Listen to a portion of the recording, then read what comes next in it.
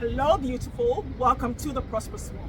This is number 3 in a series of videos where we dive into what high-end coaching clients expect when they step into a natural high-ticket sales conversation, what they want to experience and feel, what they want the buying experience to feel like in the sales conversation. So 4 years ago, I sent out a questionnaire to 100 different women. They were attorneys, accountants, coaches, fashion designers, artists, bakers, dentists, and pharmacists. And they'd all been involved in high-ticket sales conversation, either with me, my clients, my colleagues, and my network. And I asked them 5 different questions that supported them to let us know what is it that I want to experience in a high-ticket sales conversation. How can you, me, as the coaches, whether you're a life coach, sex coach, parenting coach, how can you make your natural high-ticket sales conversation without the scripts? How can you make it a better buying experience? And I was shocked by the response because I expected them to say things like, I don't want sleaze, I don't want this, I don't want that, I don't want to be pressured. But I was shocked by the answer they chose, okay? And what I learned in that experience has supported me over the last 7 years, has supported my clients to define what sleaze means, because what you think sleazy means to your potential client is not what sleazy might mean to them. So this video is going to support you to shift the way you see sleaze, to shift the way you have your high-ticket sales conversations, and support your clients to see your offer as an investment and not as a cost. What I also learned from that experience is that when high-end coaching clients don't have this one thing in a high-ticket sales conversation, the investment is no longer an investment. It becomes an expense that they have to think about.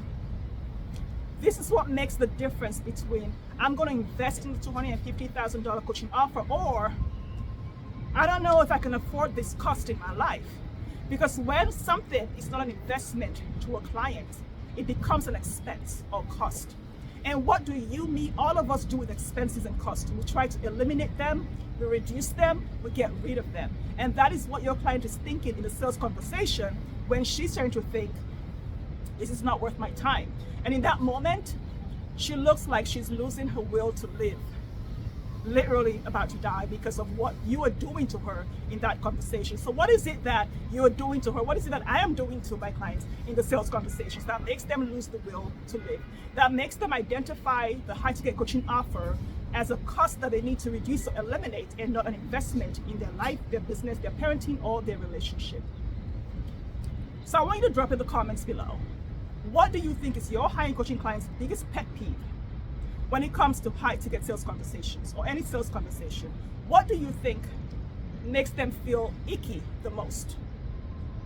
For many of us, I don't know about you, but for me, I thought, well, if I feel pressured, if I feel manipulation, if I feel like the offer is not up to par, then I'm going to feel like I don't want to be in this conversation. But it wasn't so.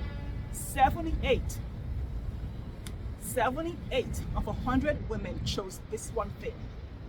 They said they felt annoyed when a coach or the salesperson comes into a high-ticket sales conversation acting like they have better answers than they do, acting like they know more about what they want for their lives or their businesses or their relationships more than the client does.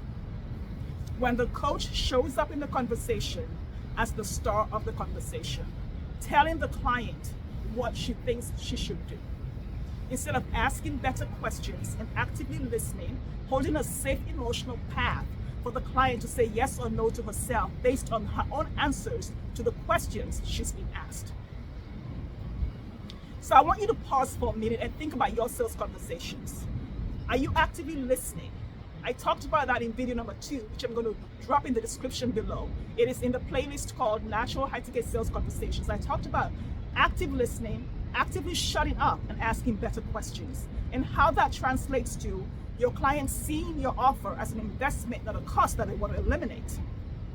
So how are you showing up in your own conversations? For me, it was an eye-opener because it changed my definition of sleazy. It went from what I thought it should be, a used car salesman behavior manipulation, to me being an active bully, basically saying, I know more than you, I am the expert. High-end coaching clients don't like experts, they hate experts. People who want to hire a mentor, a strategist, or a consultant, they want experts. But a high-end coaching client wants a trusted partner that they can co-create something in their life with or get rid of a challenge with in their life. So are you showing up as an expert or a coach? Are you showing up as somebody who's a team player, who is here guaranteed for their success, who's here cheering them on for their success, who's partnering with them to co-create their highest level success and desire, or someone who's saying, don't worry, you don't even have to think. I know exactly what you want. I know exactly what to do, and these are the 5 steps to do it.